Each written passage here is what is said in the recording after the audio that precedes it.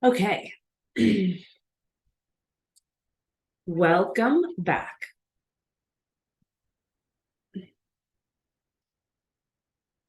you watched my last video, then you should have an understanding of what the problem is when it comes to retirement savings, what the big scary elephant in the room, right? You only have to save 15% if you started when you were 25. Since most of us did not start saving for retirement at 25, we need to be saving more than that 15%. I did say in the video, look, you don't have time to wait. You cannot afford to spend time in recovery. You cannot afford to take the hit of a down market. This video, I want to dig a little bit more into that point specifically. Why does it matter? Yes, we did the math. If you have 100,000 in your account and the market goes down 20%, you lose $20,000. The market goes up 20% the very next day, you now only have $96,000 in your account. So you have that average rate of return of 0. It went down 20, it came up 20, but you do not have the same amount of money. So if you're 40, 50, 60, or into retirement, you can't afford to take that down market. The sequence of returns, the risk associated with that, right? It looks at what happens if those down markets happen at the beginning of your retirement or at the end of your retirement, or if you're not to retirement yet, then what happens if it's early on, or if it happens, say, right before you go into retirement? What does that look like? So I'm going to share a graphic and let's walk through it together. Okay, so we're going to analyze kind of 3 different portfolios and then use real numbers to do it. So Steve takes his retirement in 1990, and you're looking at his retirement until 2009. Here is what the market did each year. And each year he's taking 30,000 out. Every person whose portfolio we will analyze here, everyone starts with that 500,000. Everybody takes $30,000 a year. Steve's, we're looking chronologically, what happened between 1990 and 2009.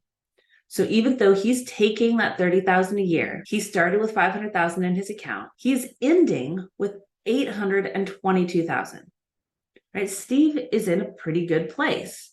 He is not about to run out of money. Now, if we look at Bill, on the other hand, we're going to switch the numbers around a little bit. Still using the exact same market returns, but in a different order, right? So here we're saying, hey, let's start at year 2000, go to 2009, and then come back at, what the market did between 1990 and 1999 and stick that in here at the end.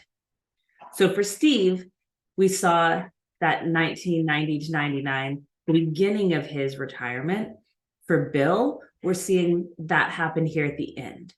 Nothing else has changed except for those big growth years happening at the end of his analyzed retirement. He's also taking 30,000 a year. He's also starting with 500,000. But look here, because he's taking these hits, in 2003, he has a great year, but he takes 2 down years and then a major big 3rd down year, the very beginning of his retirement. So he goes from that 500,000 to down here where he has 292,000 in his account, right? And so he's trying to grow, but he does not have a lot to work with. He drops down here as low as 30 and he has 167,000 and then he goes negative. He has officially run out of money, so he can't take this money anymore. There's nothing to take from, assuming that it's invested in the market, right? If he has something that gives him guaranteed income, he still gets his 30,000. So that's another conversation, but keep that in mind. There are ways to accomplish this. Assuming he's invested in the market, he's not getting that. He has run out of money. So let's look at Jim. Jim here,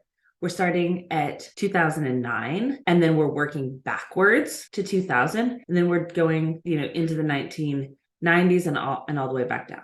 So we're just doing it in complete reverse to Steve. Okay. Same thing, taking that 30,000, starting with the 500,000. So right here, we see a great year, and then we see a major down, and it's starting to climb back up. We've got just a little dip, starting to climb big. Those major growth years are happening just after the halfway point. So they're not happening right in the very beginning. They're also not at the very end when it's too late. So for Jim, he's starting with that 500,000. He's taking his 30,000, and he is ending this analyzed period with $118,000. He hasn't run out of money yet, but he is very close to it. He would need some major ups in order to not run out of money. What this tells you is what this tells you, or what this should be telling you, is that what happens in those early years of your retirement, and if you're trying to grow your nest egg, then what happens in the very beginning is what this should be telling you is that what happens in those early years of your retirement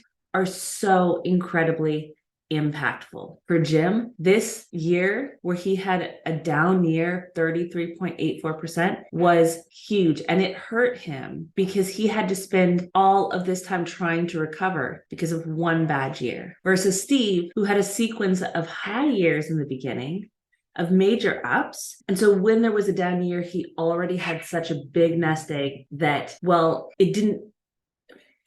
for Steve, because he had those major up years in the beginning, the down years ended up not hurting as much because he had a larger nest egg he was working with to begin with. What this means for you is you're putting money aside, you're saving. You don't know what the market is going to do tomorrow, next year, when you get fully into retirement, right? You don't know what the market is going to do tomorrow or what the market's going to do next year or 10 years from now.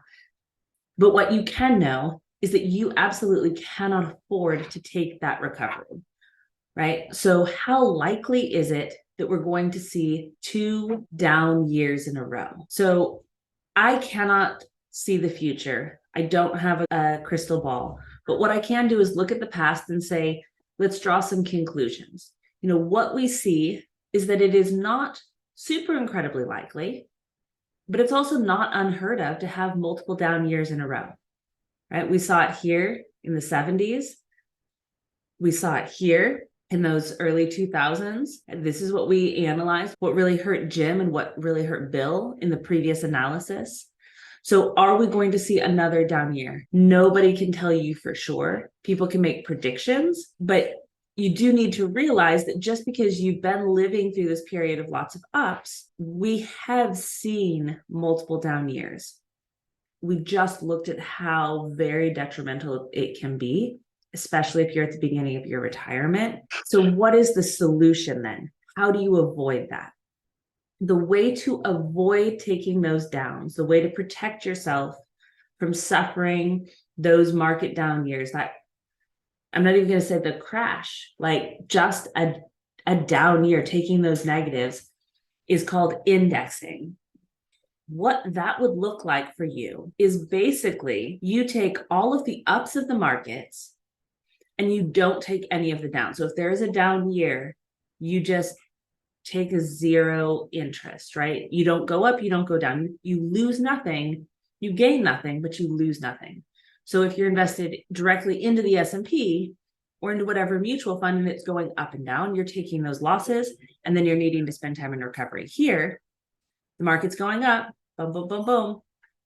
This index is going up. So as you can see, this particular illustration shows that the index is not even taking the full up of the market. And yet, because it is not spending time in recovery, because when that market goes down, it is just staying the same, it is able to grow without taking 100% of the up. Now, there are products that offer you 100% of the up and none of the down.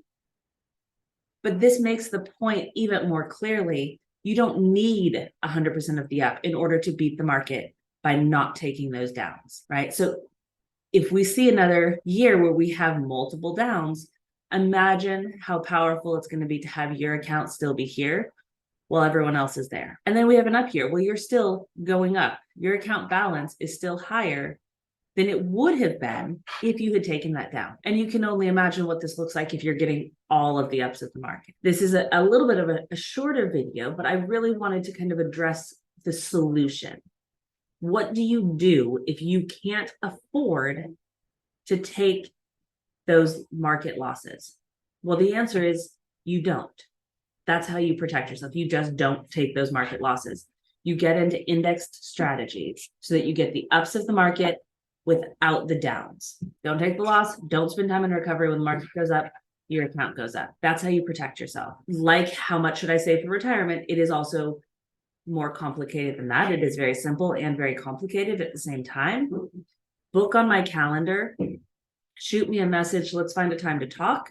Let's go over more details on how it really applies to you. These are very broad brush concepts, right? Important, and you absolutely need to understand them. But once you have grasped this, then the next step is to understand the details of how it applies to you and what type of indexing strategies make sense for your particular case. Remember, achieve financial freedom. Knowledge is power. Power is freedom. Your financial freedom.